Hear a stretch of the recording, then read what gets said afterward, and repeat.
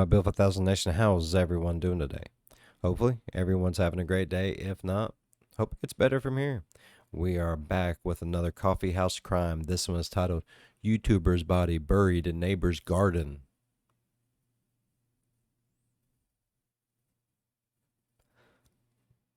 This was actually suggested to me by a subscriber, so yeah.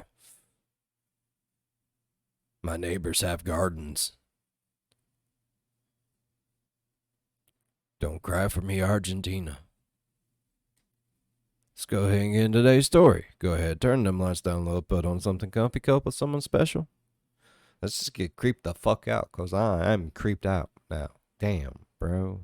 With almost 2 million subscribers on YouTube and 88,000 followers on Instagram, Carlos Henrique Medeiros gained widespread recognition as a successful Brazilian YouTuber with a flourishing career. But after he disappeared on Christmas Day of 2023, his family and the town of Itapecerica de Sara began to panic. And sadly, their search efforts would end in one of the wildest stories of 2024 to date. But this story goes far beyond the surface, delving into a complex web of drugs, lust, desperation, and deceit. So, what happened to Carlos Medeiros? And what do we know so far? Welcome back to Coffeehouse Crime, folks. My name is Adrian, and today we're looking at the mysterious death of Carlos Medeiros. Now, this story is both wild and very recent, with investigations still currently ongoing. There seems to be a lot of confusion as to what actually happened, and so in this video, we'll look at everything that we know so far. Now, I do want to point out that with this case happening so recently, all of the information that we know is subject to change, though it will be interesting to see how all the opinions and facts develop over time. Before we begin, this is your gentle reminder that I serve coffee and darkly fascinating stories, so if you like to caffeinate while you investigate, please consider subscribing. And now, And if you need a cup to caffeinate with, please consider checking out the link in the description, going to the Build 5000 store, and getting you a nice little coffee mug. And if you're those outdoorsy people and you want to enjoy a nice cup of coffee sitting around the campfire watching Build 5000 on your phone, I have those too. That said, please grab yourself a coffee, pull up a seat, and get ready for the deep dive. This is the case of Carlos Medeiros.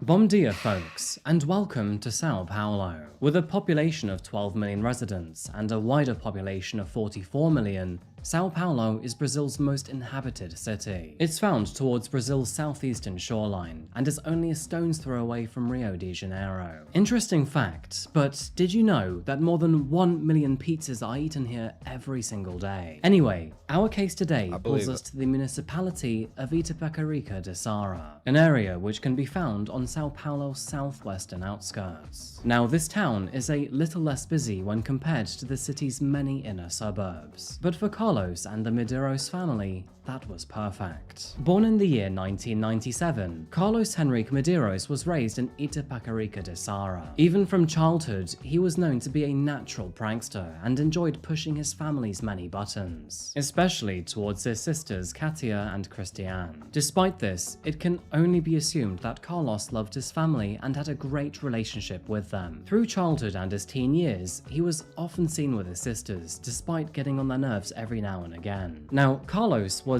definitely a family man, but the one that he was especially close to was his father, Antonio. The two of them did almost everything together, including days out, going to football games, and even making pranks. Speaking of which, it is probably time to address the elephant in the room here, but Carlos would eventually become a rather massive YouTuber. Beginning his channel in June of 2015, Carlos found fame after uploading many videos focused on pranking his sisters. It's worth mentioning here that although his online name was Henrique Medeiros, his actual first name was Carlos. Now, as previously mentioned, Carlos had always been passionate about pranks and filming. He was the type of guy to bring a camera just about anywhere, filming both stunts and pranks with his family and friends from a very early age. Furthermore, he had this innate talent for shooting his videos very well, and coming up with creative ideas that were made to go viral. With a backlog of material, Carlos decided to open his own channel on YouTube, which included posting videos of various pranks that he regularly got up to. Fortunately for him, his YouTube channel quickly began to garner traction during an infamous time in YouTube's history. Those who have been on the platform long enough may remember the time when prank content and social experiment videos were king over any other type of content. YouTubers such as Sam Pepper, Vitaly's TV, and FuzzyTube were supreme in this area of the internet. And knowing that this was the formula needed to become successful, Carlos paid close attention to those kinds of videos garnering the most views and sought to emulate them himself. In Brazil, a quickly growing untapped market was just waiting for someone like Carlos to come in and take advantage. Because while many English-speaking prank channels were raking in millions of views, there was little to no one doing it on the same scale that was Brazilian or spoke Portuguese. Recognizing the opportunity, Carlos jumped at the chance to be the first one to fill the gap. And it didn't take long for his videos to reach an audience either. And almost overnight,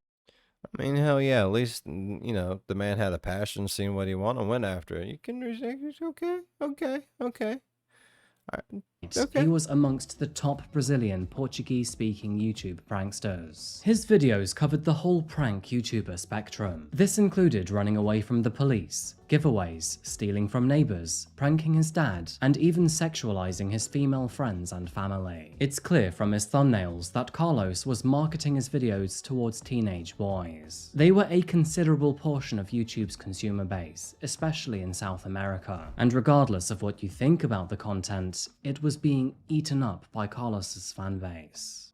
As Carlos began to experiment with YouTube, many of his newer videos featured both family members and friends, and he leaned on the man that he cared about the most, Antonio. Carlos's father was seen in many of his newer videos, with both of them often joking and laughing around together. And through these videos, it is very clear to see that they had an excellent relationship. Now, Carlos was very proud of his father too. He regularly posted pictures of them on Instagram, and while Carlos sometimes sought to get on his father's nerves for a reaction, his father was always begrudgingly patient with him. And even as Carlos began his venture into YouTube, he had his father's full support behind him. With success found in his formula, it seemed that nothing could stop Carlos's meteoric rise on YouTube. Over the next few years, his channel would grow to This Coffeehouse Crime, though, I mean, the better it sounds, the worse it ends up. amass a whopping 1.8 million subscribers, with over 23 million views across his videos. Now known for more than just pranks, Carlos posted other lifestyle videos too, including vlogs and days in his life. Most of these videos were intended to look outrageous from the outset, which is probably why his most popular video, named "I Test How Naughty My Cousin Is and It Went Horribly Wrong," received almost 10 million views on the platform. In the background, Carlos's audience was also growing on both Instagram and Facebook, gaining upwards of 85,000 followers throughout the years. His Instagram profile would offer a more personal lens to his life, again further highlighting just how much he loved his father. The father and son would also start creating skits on Instagram, with Carlos focusing on the upbeat dynamic between him and Antonio creating humorous memes about his family. Now, this channel often focuses on murderous people with terrible parents. Yeah. So with that in mind, can we just take a moment to appreciate how refreshing it is to see Carlos and Antonio as best friends? Yes. The two seemed absolutely inseparable.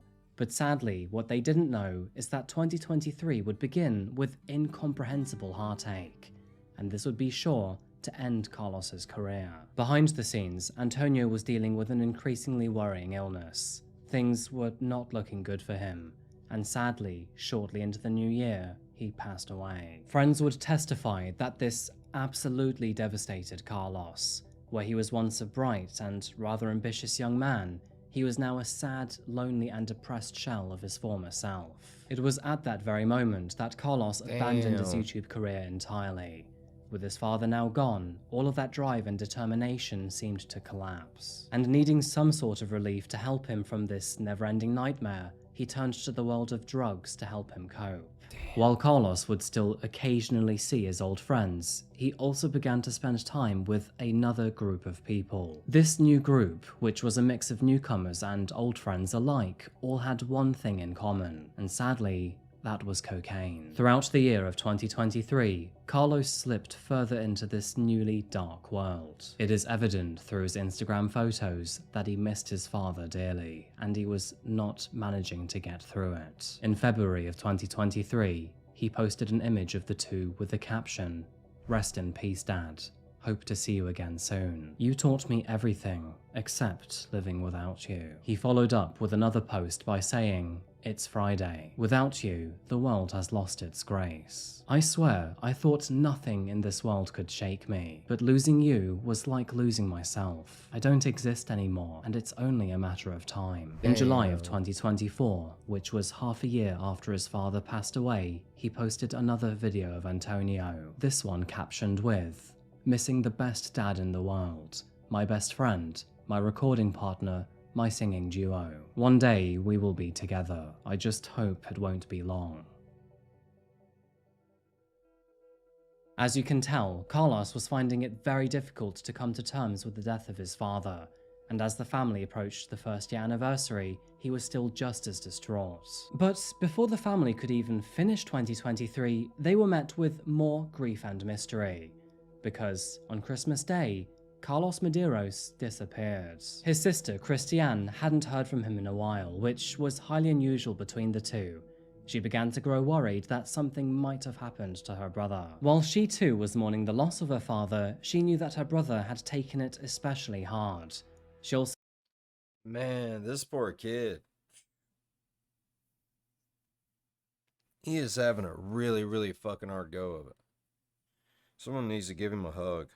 Like in a bad way. knew that he was quite destructive in the way that he coped. Now, according to Christiane, the last time that she saw her brother was in the early hours of Christmas morning, when he was seen watching fireworks with family and friends in the local town square. Apparently, Carlos told her that instead of spending Christmas with family, he wanted to spend it with his new friends. And although this was quite disappointing to hear, she wasn't surprised. But after her brother failed to show up the following day, she knew that wherever he was, he likely needed her help. His disappearance over Christmas dinner was wildly out of character. Following her concerns, Christiane managed to rally her family. With the situation at hand, they began to search around the town for him, checking in at the local hospitals and scouring the surrounding fields. But after a long and exhaustive day of searching, he was still nowhere to be found. The anxiety really began to sink in overnight when his silence remained for an abnormally longer time than usual. It was at this moment that his sister took to Instagram, announcing his disappearance in a desperate bid to find him. Now, before disappearing, Carlos told his sister that he had planned to stay with friends who lived just minutes away from their property. And so, with this information at hand, this reasonably was the next place to look for him. Those friends were a married couple, a 28-year-old man named Renan Jose and his 24-year-old wife, Caroline Milo. After asking them if they had seen him, Renan and Caroline told Carlos's family that he had left shortly after dinner that night and that they hadn't heard from him since. And although they had no idea,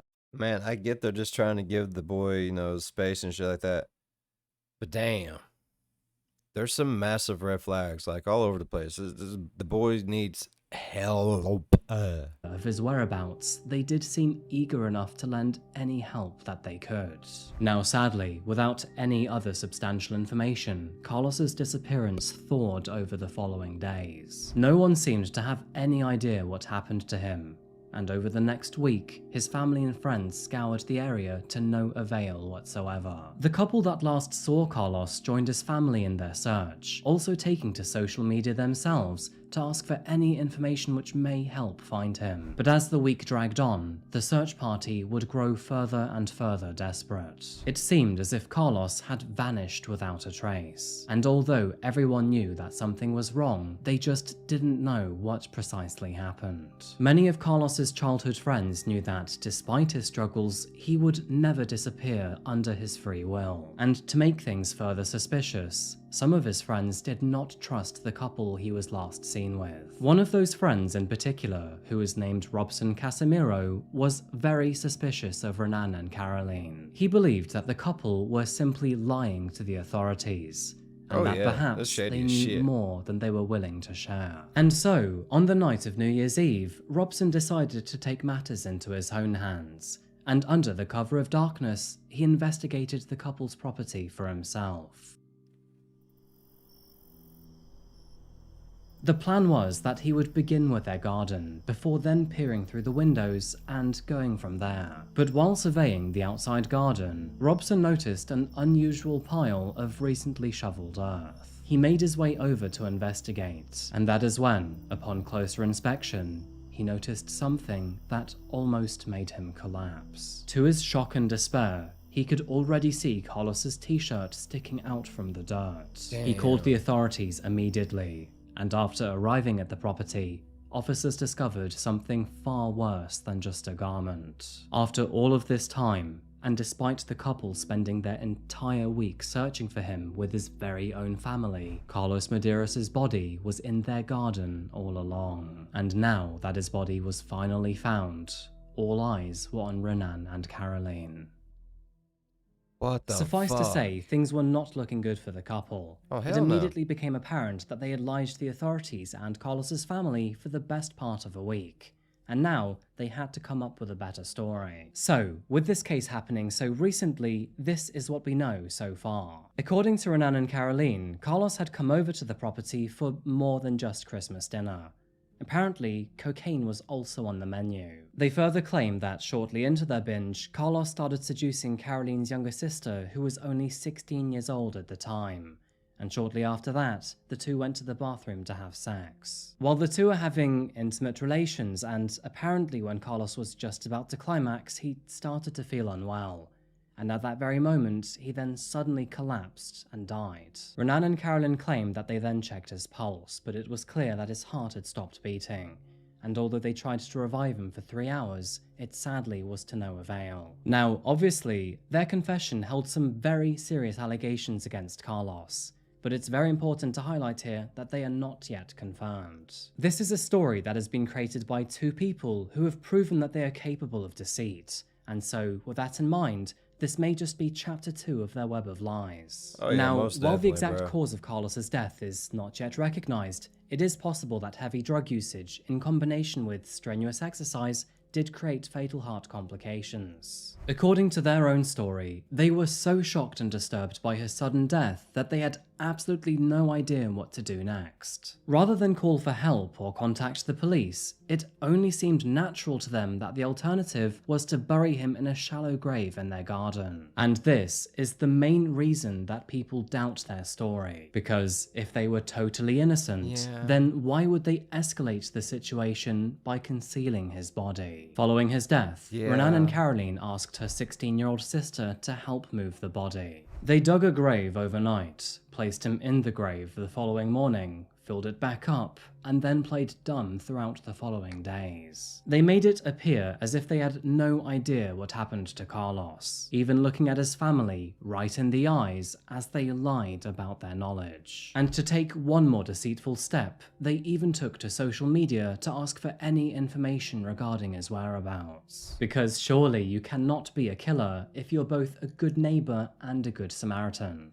Right? In the current stage of the investigation, officers are still trying to determine if the couple's story is plausible and can be trusted, or if other foul play was involved. Sao Paulo Police Chief Luis Faria announced that, upon initial inspection, there were no signs of shooting, stabbing, or strangulation. An official autopsy of the corpse is currently underway, and depending on what is found, the charges currently placed against the couple could change quite drastically. If the report indicates that his death was accidental, then the couple will be charged with concealing a corpse. On the flip side, if it is proven that he was murdered, then Renan and Caroline will be charged with homicide. While the police continue their investigation, Carlos's family is understandably outraged. Renan and Caroline were people from their community, people they trusted, and were supposed to be helping them with their search. Carlos's sister, Christiane, believes that there is much more to Caroline and Renan's current story, and she further believes that her brother's death was more than just an unfortunate accident. In a statement to the press, she said, "If my brother got sick as they claimed, then why didn't they call an ambulance to help him?" Right? Regardless of what people thought individually, it became quite clear that some in the local area demanded immediate retribution. And after the authorities confirmed that the couple were in custody, residents in the local area equipped themselves with torches and firebombs. You can probably see where this is going, but they attacked their property. Mob rule. There's There was an angry villager in these people. That's crazy. In an attempt to burn love the it. house down. While the house was not completely love burned to it. the ground, clear evidence of smoke and fire damage is visible all over the exterior walls, with some reporters even recording the scene as it happened. Now, regardless of their emotions, this was an extremely unwise thing to do. Possible evidence to confirm or deny their involvement in his death may have now burned down in the process, making this story even more challenging to unravel. Interesting enough, no suspects have currently been arrested for arson. So, what precisely happens next? Well, to begin with, we must first wait for Carlos's toxicology report to return.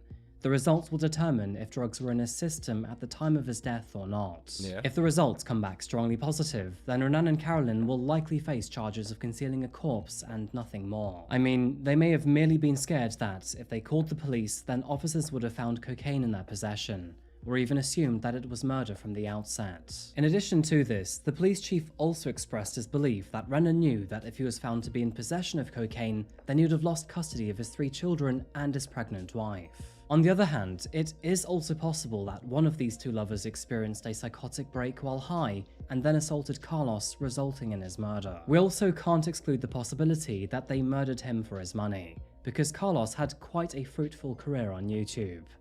And for that, the authorities must remain mindful. And that fire that burned their house to the ground and potentially destroyed all evidence, well, maybe it was not an angry neighbor who set it. Maybe. Perhaps it was somebody who is also culpable of the murder. Just a thought. Maybe. Honestly, it is not clear how this story will turn out.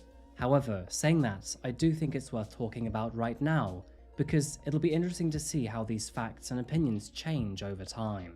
Oh, yeah. Regardless of what actually happened that night, the local community's response was both swift and brutal, and everyone seems to blame Renan and Caroline to some degree for what happened to Carlos. Moving forward, there are only 2 possible theories really. Either foul play was involved and the couple murdered him in cold blood, or they mishandled his unfortunate death by not alerting the authorities, doubling down when they lied to the Medeiros family's faces and then helped in their search party. When locals hear of his death, they think of a bright, smart and enthusiastic young man who was faced with terribly unfortunate circumstances in the year leading up to his demise. His father's death put him on a sad and desperate path, one filled with cocaine and drug abuse. And sadly, this path was one that he could not free himself from. Carlos Henrique Medeiros' YouTube channel continues to stand on YouTube as a digital collection of his memories, and his Instagram profile also remains up to this day, showcasing his unwavering love for his father and his darkest moments after Antonio's death. Tragically, with Carlos never recovering after his father's passing, Antonio's death was kind of his death too. Some of his captions left behind eerily display his prediction that he would not be far off behind his father. In his final post on Instagram, he finished his comment by saying, "One day we will be together. I just hope it won't be long." Tragically, his hopes were granted. Now, these stories are always tragic, but what really got me in this one is the pain that Carlos felt in the death of his father. Right. It is a real tragedy to know that his final year on Earth was filled with so much despair. As always, folks, I'll keep you updated with anything that happens to this case, either in a new upload video in the coming months or through Instagram. What I would love from you right now is to let me know what you think happened in this case, because right now it could theoretically be murder or just simply an accident. What I think will be very interesting to see though is how our opinions change after the story develops. And while you're there, let me know what you think about this type of content, because usually I cover... Okay, honestly, my opinion is either way, he was on that downward spiral. I mean, it could be either or. Like seriously, they're like right now. It for me, he was so down that, yeah, he could probably just been like, fuck it. Took enough shit to where he just hoped that he would die one time just really high. Or maybe they did kill him. I don't know. Like, it's really shifty either way, bro. All right. I really enjoyed today's video. Thank you so much for the suggestion. All right. If y'all enjoyed today's video as much as I did, please go down there. Leave a thumbs up while you're down there. If you want, go on over and smack that subscribe button. Become part of the Bill 5000 Nation. We do some crazy shit here. If you want to know when that crazy shit happens, ding that bell. It might work for you. It might not. But if it does, get in on one of the premieres. Jump over on live chat. Be like, hey, Bill, it worked. Leave a like and dip. That's all you got to do. I won't ask you to do more than that. If you really want to support the channel, links in the description. Go check out the store. Got some amazing merch. You can't tell me otherwise unless you check it out for yourself. As always, be good to one another. I'll see you in the next one. Bye-bye. Damn. I tell you, no matter how sweet and how good, and you get brain fucked every time. You son of a bitch.